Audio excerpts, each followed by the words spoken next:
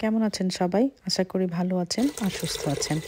আজকে আপনাদেরকে খুব সাধারণ একটা রেসিপি দেখাবো।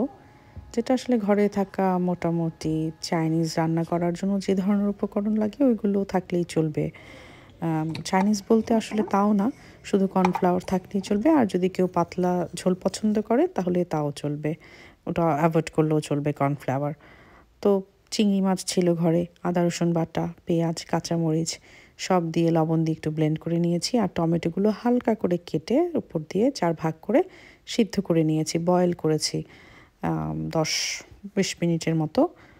তো এরপরে হচ্ছে একটু রসুন কুচি আর পেঁয়াজ কুচি দিয়ে, রসুন কুচিটা একটু ভেজে পেঁয়াজ কুচি দিয়ে একটু জাস্ট, খুব ভাজতে হবে না, একটু জাস্ট নাড়াচাড়া করে ১-২ মিনিট পরেই সেই টমেটোটা দিয়ে দিলাম। এখন এই টমেটোটার সুন্দর একটা ঝোল হবে, এজন্য একটু পানি দিব।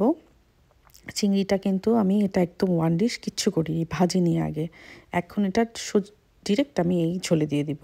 একটু গরম পানি দিলাম, যেহেতু আমার চিংড়ি মাছটার বলগুলো ফুটতে একটু পানি লাগবে, সাথে একটু সসও লাগবে আমার, একটু ঝোল ঝোল করব।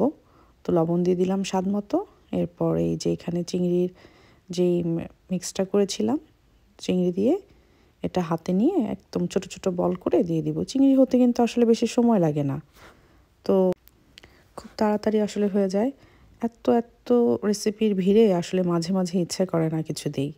অনেক রেসিপি রেকর্ড করেও আসলে পরে ডিলিট করে ফেলি, কিন্তু এটা একদম রেডিমেড কেচাপ, কোনো ধরনের কেনা সস ছাড়াই করেছি, টেস্টিং সল্ট ছাড়া। এত মজা হয়েছে, শেয়ার না করে পারলাম না। পুরো রেসিপিটা আমি লিখে দিয়েছি, এরপরে আর কি দিয়েছি, কর্নফ্লাওয়ার, লেবু পাতা, তারপরে সাদা গোলমরিচ গুঁড়ো। দেখে নেবেন কষ্ট করে লেখাগুলো। আর কোনো কিছু বুঝতে না পারলে আমাকে অবশ্যই মেসেজ করে জানাবেন, কমেন্টসে জানাবেন। ধন্যবাদ।